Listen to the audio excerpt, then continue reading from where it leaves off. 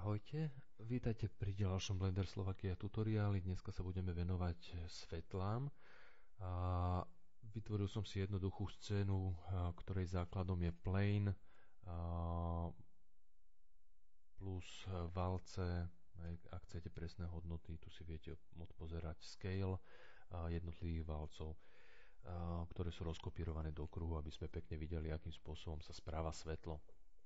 Takže pri jednotlivých svetlách si budeme hovoriť, akým spôsobom sa šíria lúče, akým spôsobom to šírenie lúčov ovplyvňuje tieň. Takže začneme štandardným svetlom, ktoré sa nachádza v Blenderi. Takže je to, keď si ho označím, mám možnosť si vybrať parametre tohto svetla. Takže prvé svetlo je typu point, je to bodové svetlo. Ja ho umiestním do stredu medzi moje objekty, aby som pekne videl, akým spôsobom sa toto svetlo šíri.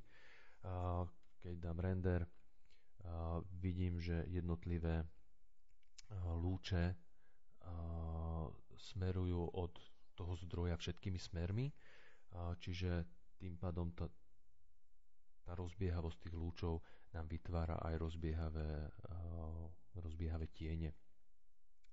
Parametre, ktoré tu môžem nastavovať pri svetle, je farba svetla, čiže môžem nakolorovať svetlo. Vrátim ho naspäť do bielej.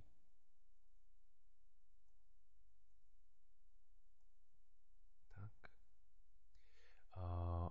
Ale no. Tak.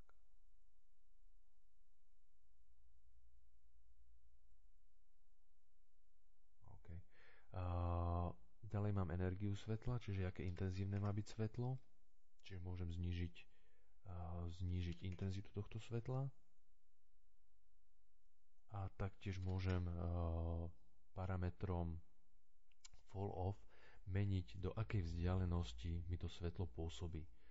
Čiže ja tu urobím vzdialenosť úplne maličku, 1, a všimnite si, aký bude dosah toho daného svetla v danej scéne. Čiže môžem meniť vzdialenosť.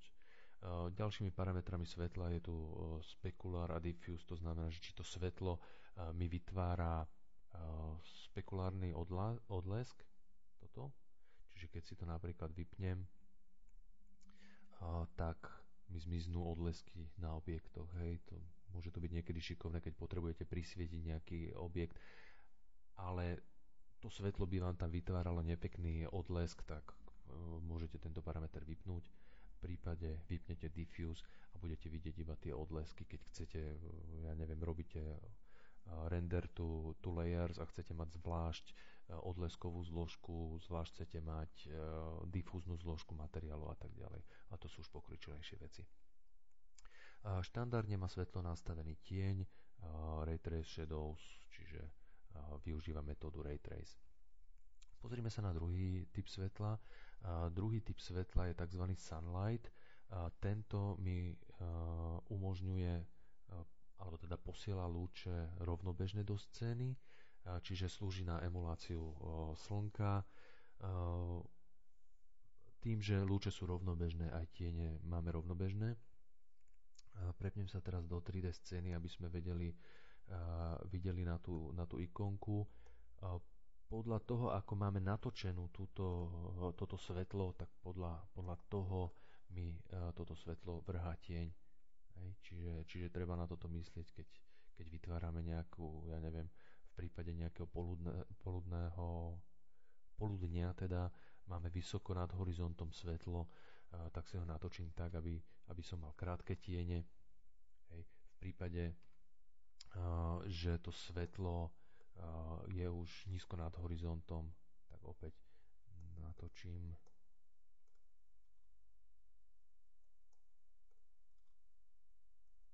Dám renderovať a získam dlhé tiene. Čo ste si mohli všimnúť, tak podľa polohy svetla a natočenia toho svetla sa mi mení aj intenzita tohto svetla. Čiže keď sme mali poludne, videli ste, tá scéna bola relatívne presvetlená a tak ďalej. Ešte predsa len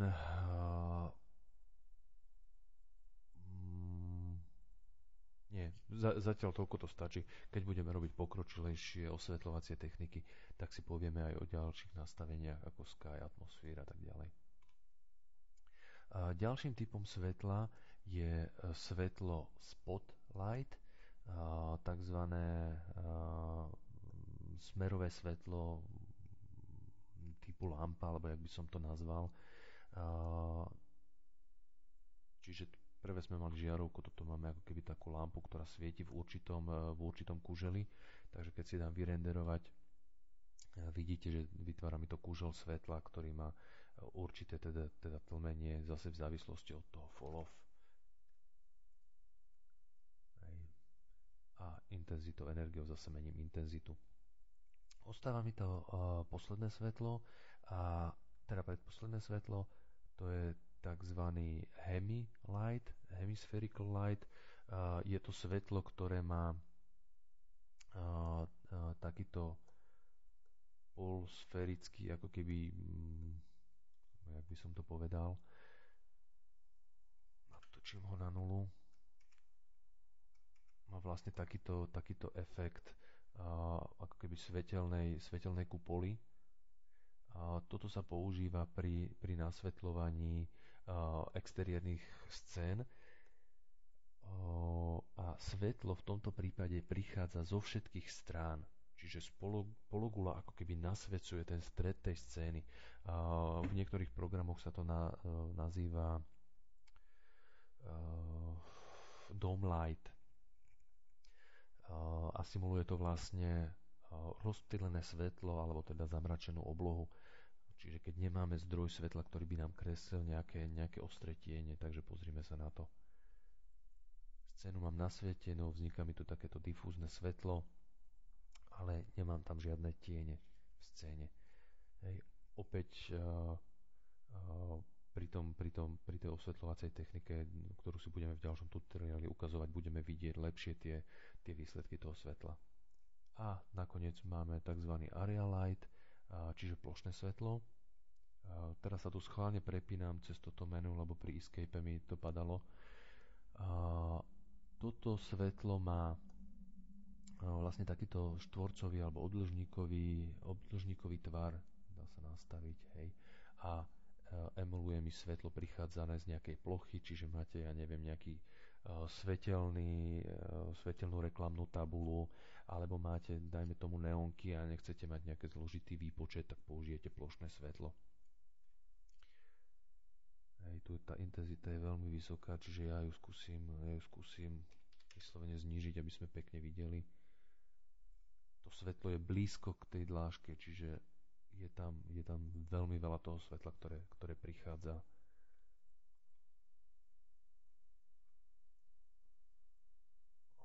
Ja ešte trošičku natočím, aby bolo vidieť. Rotate. Podľa X, hej. Y, takto. Dám ho nižšie.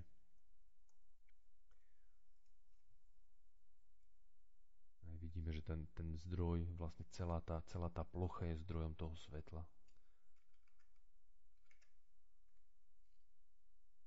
A z nej sa mi vyžaruje to svetlo. Tým, že keby ste si zobrali každý jeden, skúste si to zjednodušene predstaviť, že každý jeden bod toho plošného svetla je ako keby novým zdrojom svetla, čiže tie tiene a všetko má rozbiehavý charakter.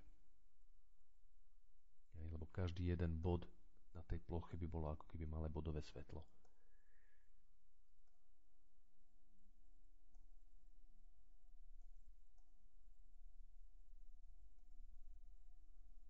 OK, takže toto by bolo o svetlách všetko.